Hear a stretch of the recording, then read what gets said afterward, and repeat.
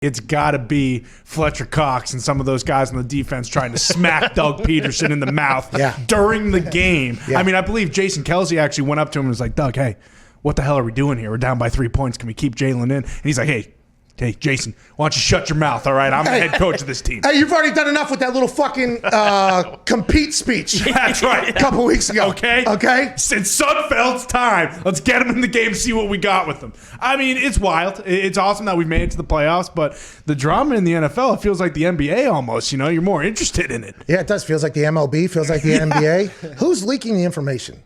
Is my big thing.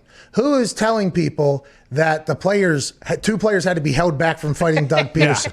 Who is telling them that Jason Kelce went up and his actual conversation was, what are we doing? And Doug said, get the fuck out of here, basically. Who's leaking this information? Because if that information is coming from said players that did that, that means said players are trying to get the hell out of Philadelphia, which is a very interesting situation because there's some good ball players that are being talked about there. Oh, yeah. But I do believe at this time, we are watching and currently in the middle of the transition of the Philadelphia Eagles Super Bowl team into the team that's going to follow the Philadelphia Eagles Super Bowl team.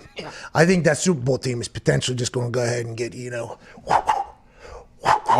washed out, and they're going to rebuild that thing. And it sounds like Pederson's there to stay.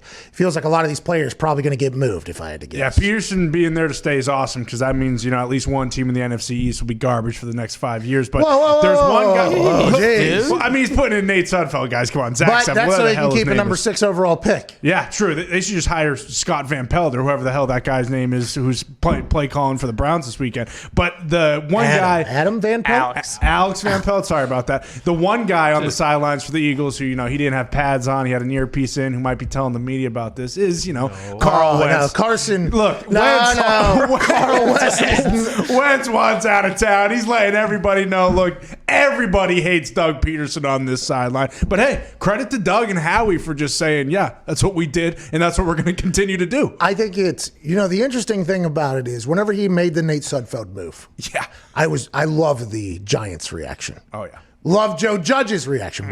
Joe Judge uses it as an opportunity to put himself over, which I love.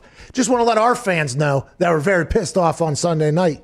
You would never see that out of a Joe Judge team. Such a good promo, Good way to put yourself over with your fans, endear yourself to Giants fans. I love that he took advantage of that situation. But whenever it came to the Philadelphia Eagles, I knew that this would not be a story in 3 days from now because, A, the playoffs are coming around, and now we're going to talk about draft talk, who they're going to get at the number 6 pick, and then the conversation will be like, well, if they didn't have that pick, that 11 where they would have been, this person wouldn't have been available. It was all going to kind of, get talked about, but I think in a more positive light. Like, he was hated for it at the beginning, but remember, this is going on. But now that we got drama coming from the sidelines, because it had to be players that are leaking that information. Yeah. It's and I'm not saying it's those players. It could have been other players that were on the team talking about what they saw on the sideline because there's nobody in the goddamn stadium, right? So, I mean, somebody had to be leaking that information, and that's what I always enjoy finding out. Like, who do you think leaked this, and why did they leak it? Okay, so they leaked that information with an objective. What was the objective? Well, we want to let Philadelphia Eagles fans know that the players weren't happy about this either. Could have been the angle. We want to bury Doug Pederson. Could have been the angle. Yeah. And whatever it is, that's what we should try to figure out. Who leaked it and why? And then let's watch it all unfold the next couple months. But the reality TV of it is incredible.